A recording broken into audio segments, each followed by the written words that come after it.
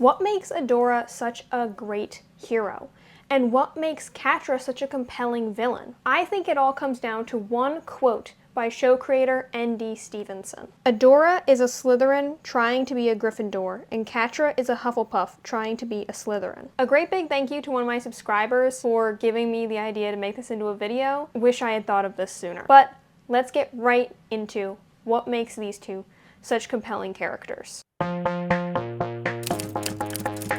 Sup peoples, and welcome back to another video. After the success of my What Writers Can Learn from Shera and the Princess of Power about writing better villains, yes, I know that's a really long title, it only felt fitting to make a sequel about heroes, and like I said, this quote sums it up perfectly. So today we're going to be talking about the flawed side of our hero Adora and the heroic qualities of our villain Catra. Also, if it wasn't obvious, extreme spoiler warning for pretty much everything to do with Shera and the Princess of Power. If that all sounds good to you, let's get right into it. First up, I'm going to be talking about Adora. Now, I wanted to start with her because I focused a lot on Catra in my previous video, and also because I think that Adora is a great example to get us started with this Slytherin trying to be a Gryffindor, Hufflepuff trying to be a Slytherin sort of thing. Adora is our primary heroic character, and she's great at it. But the reasons that we root for her often aren't her heroic strengths. They're actually her Slytherin flaws. Would you like a flawless character? Probably not. I personally tend to find them flat and boring and often a little bit obnoxious in one way or another. Often, stories with flat, flawless characters are exactly what readers complain about. So I think that Adora's flaws are just as important, if not even more important, than her strengths. That's why Adora being Slytherin trying to be a Gryffindor is the perfect setup for a hero, and one of the reasons that we relate to her and love her so much. She's bold and not afraid to stand up to our villains, but she's also always the first to step up and admit when she did something wrong. She accepts the consequences of her mistakes, and sometimes for other people's too. She's willing to do what needs to be done, no matter the cost to herself. And she's not afraid to break the rules. I mean, she left the Horde, so what's bending a few rules to beat them? She's also an honest and loyal friend. Her greatest strengths are her compassion, her honesty, and her fearless loyalty to what she believes and who she cares about. This makes her a great hero. She's trying to be a Gryffindor. So what makes her a Slytherin? Slytherins are often associated with being selfish and ambitious, cunning, and sometimes deceitful. But I mean, I'm a Slytherin, so we can't be all bad, right? I think that the key word in this sentence about Adora being a Slytherin trying to be a Gryffindor isn't Slytherin or Gryffindor. It's actually trying. We often see Adora being disappointed in herself. In Plumeria, when she's trying to heal the land, her failure isn't what upsets her. It's the fact that she thinks, all I've done is disappoint an entire kingdom. I'm sorry I let you guys down. It's this fear of disappointing people. This fear that they'll see her as a Slytherin and not a Gryffindor, which is what she wants so badly to be. Adora makes everything about her and how she's not good enough. It was her plan, her responsibility, her idea, her decisions. This is a flaw in Adora, and that's why she works so well as a hero. Really, N.D. Stevenson's Adora is a Slytherin trying to be a Gryffindor and Catra is a Hufflepuff trying to be a Slytherin is what made these characters so good, because it gives them an internal conflict. Now that's a whole other topic and is also super vital to characters. So if you want a video specifically on external and internal conflict, let me know in the comments below. But for now, I'm just going to talk about it in the context of Catra and Adora. Adora's internal conflict is exactly what N.D. said. She's a Slytherin trying to be a Gryffindor. The lie she tells herself is that everything that goes wrong is her fault, her failure. She thinks that the moment she slips up, everyone will see her for the Slytherin that she really is, and not want to associate with her anymore. The truth that Adora needs to see is that she's trying her best, and that that's all anyone is asking of her. That even when she does inevitably fail, her friends will still be right by her side to pick her up and help her move forward again. Adora's character arc is about shedding this lie and finally seeing the truth. It's about accepting that she is a Slytherin trying to be a Gryffindor. Now, what is so compelling about this is what I said in that little montage-y bit. Trying. It's not Slytherin, it's not Gryffindor, it's not the difference between classic villain and classic hero. It's trying. It's that little word in between, trying. Because when a character is trying to do something that maybe isn't easy for them, or they're trying to overcome some fatal flaw of theirs, or they're trying to battle against their internal conflict, that's when we relate to them, because they're struggling. They're not just automatically succeeding. They're not flat. They have a goal and an intention.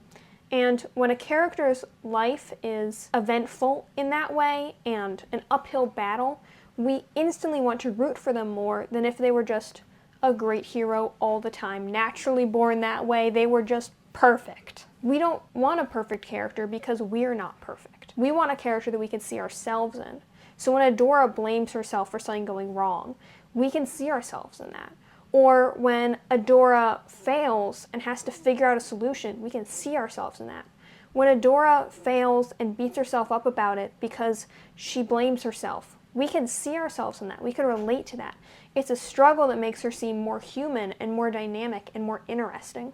It's the bread and butter of a writer who wants to explore an interesting character dynamic rather than a flat one. It's really hard to have a character arc without an internal conflict. And character arcs are what are so compelling about stories, at least character-driven ones. We want to see these characters evolve and grow and change. If you want to learn a little bit more about character arcs, you can check out my video, which I will link up above, whichever side it's on, which is all about character arcs, and I use Amphibia as my example in that one because that show has some amazing character arcs. So this Slytherin trying to be a Gryffindor thing is what gives Adora her character arc. It's a struggle that she has to overcome, but it's also something that she has to accept about herself. And so fascinating.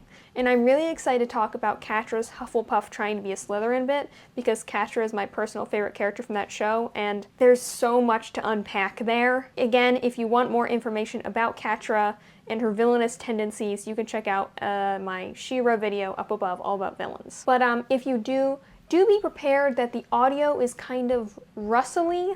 Like, I liked how one subscriber put it. It was like they were going on a walk with someone in a bunch of autumn leaves that kept crunching underfoot, and that person they were going on a walk with was talking about Shera the whole time. That about sums up the video. I blame my jacket. I thought it would be cool if for the cover and for the video I was dressed in sort of like a Catra outfit, so I put on the jacket over the red top with the cutout, and I was like, I look like Catra. And then later in post-production, I found out that the jacket rustled the whole time. So I'm very sorry. It's a good video, but the audio quality is not ideal. If you can look past that, or if you really want to go for a walk through some autumn leaves with someone talking about Shera, check out that video. But anyway, for now, Catra, and what makes her such a great villain, and also one capable of a redemption arc, is, as Endy put it, Catra is a Hufflepuff trying to be a Slytherin. Catra refuses to respect authority and isn't afraid to break the rules. She's headstrong and relentless. She's also shown repeatedly to be great at manipulating people, but she's not heartless. In fact, we're going to be talking about her heart quite a lot. She cares very deeply about what other people think of her, similarly to Adora. But unlike Adora, she goes about trying to find this approval she so desperately wants from all the wrong people and in all the wrong ways. Someone like Shadow Weaver, who is just as manipulative, if not more so, than Catra, was never going to give her the satisfaction that she desires. So what does this have to do with whether she's a Hufflepuff or a Slytherin? As I said before, Slytherins are often associated with being selfish and ambitious, cunning and sometimes deceitful. So Catra's talent for manipulation and her relentless ambition as she rises through the ranks of the Horde make total sense. But this isn't the real Catra, because again, the key word is trying, not Hufflepuff or Slytherin. Catra cares so much about friendship and the people she grows close to, but after Adora's betrayal, she builds a thorny wall around herself to try and keep these people at bay. She begins to view these friendships she might once have treasured as only a potential for her to get hurt. And we see her get hurt time and time again, but not by the things that might hurt a Slytherin, like Horde losses which affect her ambitions and her own selfish goals, because that's what she's trying to be, not what she is. Catra is trying to be selfish and ambitious because it's easier to be that way than the way she actually is. What actually hurts Catra is the betrayals of the people around her. Scorpia leaving, Lonnie resenting her, Shadow Weaver using her. Catra refuses to let herself pursue what she really wants, which is loyalty and friendship, because when that loyalty breaks, or those friendships fall apart, it hurts too much. She has the heart of a Hufflepuff and is trying to protect it behind the mask of a Slytherin, which she has constructed for herself. I think that Scorpia is one of the few characters that actually sees through this and knows that Catra really is a Hufflepuff on the inside. Catra even manages to fool Adora after a while into thinking that she really is just this manipulative villain without a heart. But Catra is, well, she is manipulative and she is a villain, but she's also so much more than that. She had the potential to be a hero, and it's sort of sad seeing that potential wasted. She should have been a hero. She could have been a hero, and she will be a hero, but only after she stops trying to be a Slytherin. Once she's able to let go of the pain and the hurt of Adora's betrayal, of Scorpia leaving, of Lonnie resenting her, of Shadow Weaver being a really, really, really bad mom. Once she's able to leave all of that behind, she can go and redeem herself because she has that heart inside of her. She has to let go of the Slytherin mask to be able to become who she really is. And I think that it's sort of interesting that at the beginning of the series, we really do see the beginnings of this mask. We see that Catra wants people to notice that she's doing a good job in training, but that when they don't, she brushes it off like, yeah, why would I care what they thought of me? I only care so much. We're getting the first hints of this Hufflepuff trying to be a Slytherin thing that ND Stevenson talked about in their tweet. I think it was a tweet. What do you call them now that Twitter doesn't exist? Is it like an X? I don't know. Hopefully they're still tweets. Anyway. I think that this is the perfect example of laying the groundwork for a redemption arc, which I love, by the way. I love redemption arcs so much. I plan to do a video just about redemption arcs because they're so good. I have to talk about Soren in that because the Dragon Prince is amazing.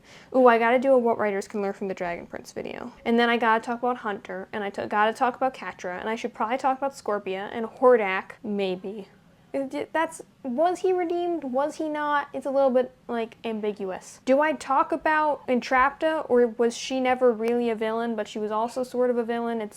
Shera has a lot of characters who get redemption arcs, but also they're ambiguous redemption arcs. Was Shadow Weaver really redeemed? Let me know your thoughts on that in the comments. Anyway, I keep getting sidetracked because cartoons are amazing. What you have to think about is the two sides of a character. So that brings me to, what can you take away from this? You didn't watch this video just to hear me talk about Adora and Catra. I mean, maybe you did. I probably would have watched it just to hear me talk about Adora and Catra. I could listen to people talk about that show all day. But there's a high likelihood that you actually watch this video so you could figure out how you could apply these awesome things that stories do to your own story. So here's how you can apply this to your own story. Think about the internal conflict and the two versions of your character. What is the lie your character tells himself, and what is the truth they have to realize? With Adora, the lie is that it's her fault and people are always going to be disappointed in her. And the truth is that even when she fails, her friends will be there to help her. They're not going to leave her behind just because she makes a mistake. With Catra, the lie is that letting people in equals pain, and she has to have this mask to protect herself. And the truth is that if she lets go of that and is the person she actually wants to be, then all of these bad things that have been making her feel like the lie is true will stop. Scorpia wouldn't have left if Catra actually let her in. So what is the face that your character presents to the world, and how is it different from the one that they actually are inside? Think about Catra wearing the mask of a Slytherin while being a Hufflepuff on the inside. Does your character have something like that? Maybe they act nonchalant, but they really care a whole lot. Or you could flip it on its head and they could act super friendly while being actually resentful. Now, if you like this video, I will put two similar ones up on the screen. Of course, my What Writers Can Learn from Shera Villains video, which you should check out if you want to go for a walk in the autumn leaves. And then I will also put up a playlist on the screen, which is all of my other What Writers Can Learn from videos, because I have one of them coming out every single month, which brings me to my final point. You should subscribe. If you haven't already, that is. If you have, then just make sure to like this video, and maybe comment which Hogwarts house you are down below. Thank you so much for watching, and I hope you enjoyed this video as much as I enjoyed researching and scripting it. I will see you on the next page. Till then.